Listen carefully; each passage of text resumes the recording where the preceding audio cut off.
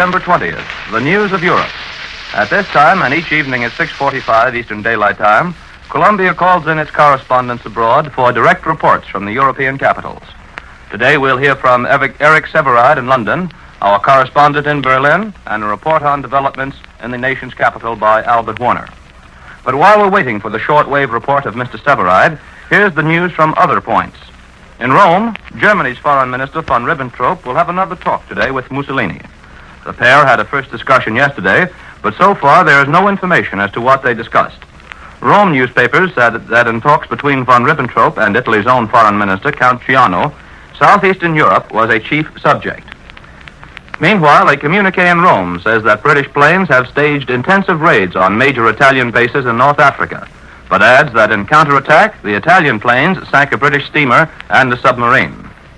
In Cairo, the British say that no major engagement has yet taken place with the Italians, but that British tanks are causing sharp losses in the ranks of Italian mechanized forces.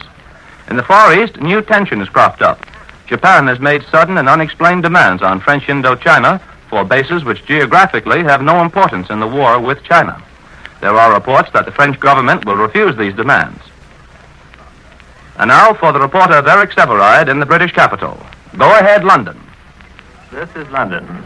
The sirens have gone only once so far this morning, and I haven't heard yet any bombs or shooting. Some fighters were up over the city for a time, and we've just been informed by the ministry that German raiders were driven back before they reached the city. We had pretty bad weather over London most of the night, so we didn't take as heavy a bombing as we usually get. It was bad weather down on the Channel also, so the invasion ships were idle, while the RAF gave them another very severe punishing with high explosive. Reports from Dover now say the rough weather there shows some signs of getting worse in the next few days. That's about all that can be said of the expected invasion, of which Britishers talk less and less as the days go by. One thing is certain. If the Germans don't come, many British Army officers are going to be very disappointed men. They are sure they could beat it, and fairly sure that if they did, Hitler would go down. The Air Ministry communique just issued reported that RAF bombers successfully attacked communications in Germany, including the Dortmund-Ems Canal, besides several ports and aerodromes in enemy-occupied territory. We haven't got the whole picture yet of last night's raids over London. There were fewer planes and longer intervals between shelling from the ground. But as usual, the all clear did not sound until dawn. I heard about 5 high explosives in my neighborhood, and a number of incendiaries were whooshing past at intervals. They sound like a branch falling to soft ground. One landed on the roof opposite my bedroom window and made no sound at all when it landed. Unless they hit highly inflammable material, they're quite easy to put out. It took just 3 buckets of water for this one with a hand pump and 1 bucket of sand. This bomb was lodged in those sloping roof tiles. When we could pick it up, it turned out to be just a thin cylinder about 1.5 feet long and 2 inches wide. Those bombs, I think, were dropped in clusters. 2 landed in the street, 1 in my courtyard, another on a second apartment house, and 2 or 3 1 street away.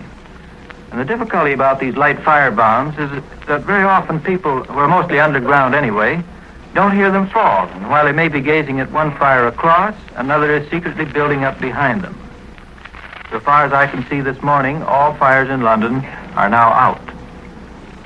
At least one of the raiders was brought down last night in Surrey, and it crashed on a housetop next to a hospital. As it came screaming down in the darkness, one of the crew bailed out and was immediately captured. An anti-aircraft shell had made a direct hit on the plane. One factory in the East End was set on fire, and that was about the most important damage of the night.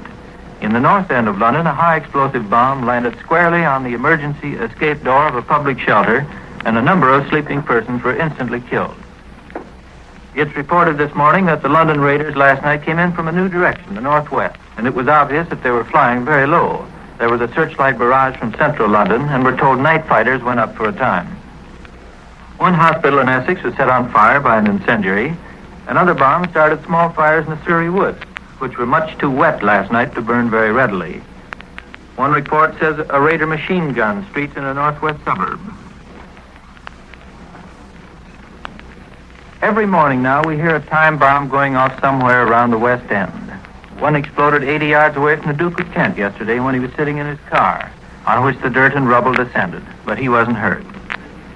Every day, trucks speed through the streets carrying a time bomb to the open country. I know a traffic policeman near my house who stopped one of those trucks on its perilous errand. He's a big policeman who learned how to silence even the toughest truck drivers years ago with a few well-chosen words. But he tells me now that he has lost all confidence in himself after that experience, and if it weren't for the war, he'd think about retiring to the country. I return you now to CBS New York. That was London. Here in New York, a dispatch from Honolulu. Admiral James O. Richardson, Commander-in-Chief of the United States Fleet, will leave for the United States Monday in the battleship New Mexico, it was understood today. And the battleship Idaho and several other ships were expected to leave also. And next, the report from the German capital. Go ahead, Berlin.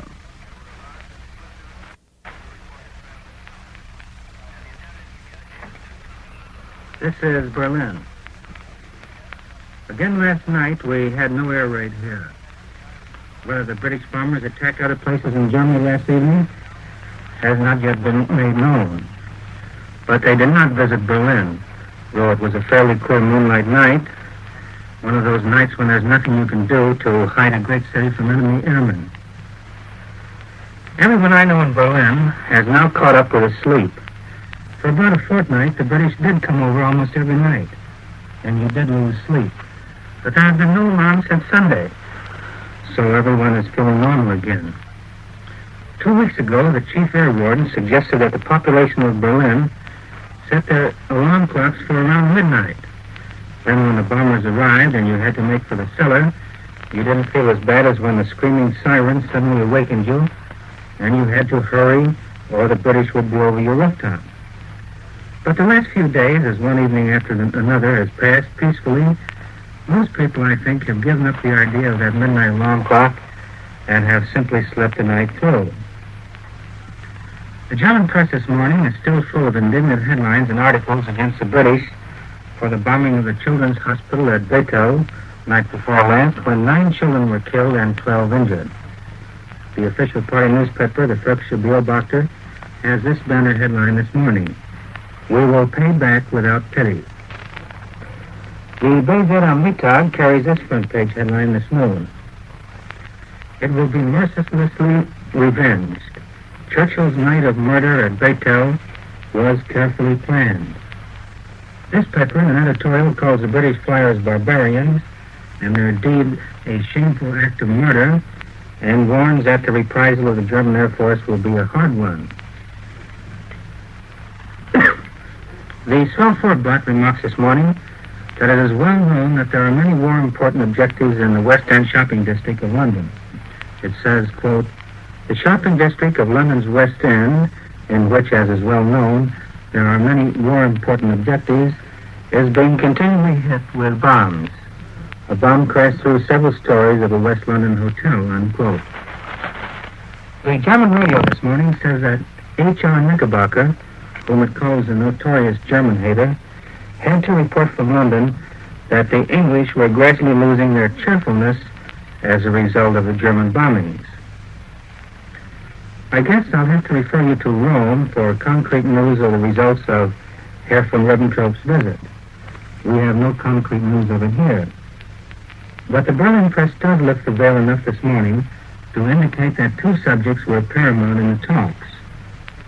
The Völkische Beobachter, for instance, tells us that the talks were mainly concerned with discussing the problems which will arise in Europe and Africa after Great Britain is beaten, and also the reconstruction of what it terms the new order, which the Axis powers plan on setting up. The Völkische Beobachter also tells us, in connection with Ribbentrop's talks with Mussolini, that the attitude of the Spanish people in the decisive phase of the struggle with England amounts to a Spanish declaration of solidarity with the Axis powers. News of last night's German air attacks is scanty here this morning. We're told that London was again bombed, and that German attacks were also made on armament factories and industrial works in southern and central Britain last night. This is William L. Shirer in Berlin. I return you now to CBS in New York.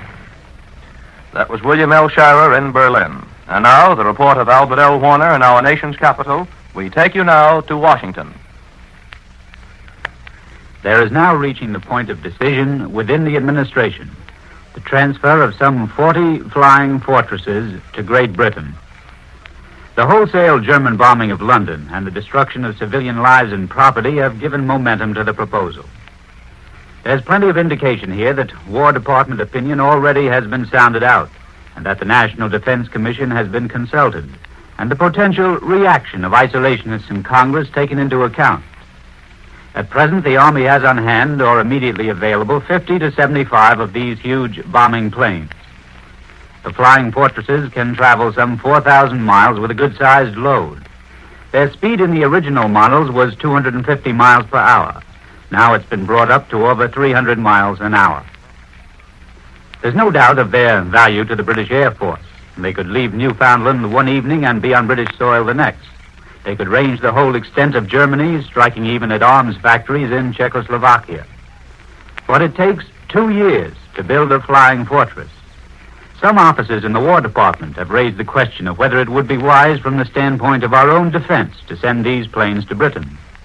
The old issue arises, and the same answer which has been made on previous occasions is again set forth, namely that the maintenance of British sea and air strength forms the best initial protection to the United States. Several administration senators already have taken the lead in publicly supporting the transfer of flying fortresses. Now the Assistant Republican Leader of the Senate, Warren Austin, indicates his sympathy. He tells me there are 2 questions to be answered. Would those airplanes serve our own objective of self-defense more in Britain's hands than if we kept them here? And can we spare them, taking into consideration the possibility of sudden need? Those are matters of strategy, he said, matters for the General Staff. But, said Senator Austin, we ought to seize upon every opportunity to defend ourselves. We are on the defensive as we have never been before. The emergency is great. To the isolationists in Congress, the proposal seems one more step in what they think is a long series leading to involvement. Yet, the voice of isolationism was weak when American destroyers were transferred to Britain. These flying fortresses may also be connected directly or indirectly with a proposal to let the United States share Britain's naval bases in the Far East. Such American access to Singapore would be another gesture to restrain Japan as it penetrates into French Indochina. But to isolationists, any linking of flying fortresses and Far East bases would merely serve to double the liability. The large-scale preparations for handling conscription continue in Washington, although no selective service director has yet been named. 2 persons have been mentioned for the command of the draft machinery, Major General Gullion and Lieutenant Colonel Hershey. From Republican quarters in Congress, there comes some muttering over the White House silence on a draft administrator. Representative Jitter, chairman of the Republican Congressional Campaign Committee, says, after all the pressure and clamor for speed when the measure was before Congress, it seems strange there should be a delay in selecting a man for the administrative job. There's a copy here of the questionnaire which the registrants in the draft have to fill out. The Census Bureau, by the way, says there are 16,404,000 men in the ages 21 to 35 who will be due to register October 16th. The questionnaire runs 8 pages. Your physical condition, your dependents, all the details of your occupation are required. The Selective Service headquarters is being swamped with questions. They say that although it has been made clear only single men are likely to be taken in the first draft, there are some wives writing in wanting to know how they can keep their husbands out, and others asking how they can get them in. CBS has brought you reports from its correspondents in London, Berlin, and Washington. This morning, Eric Severide reported from London, William L. Shirer reported from Berlin, while Albert Warner was heard from Washington. George Bryan speaking. This is the Columbia Broadcasting System.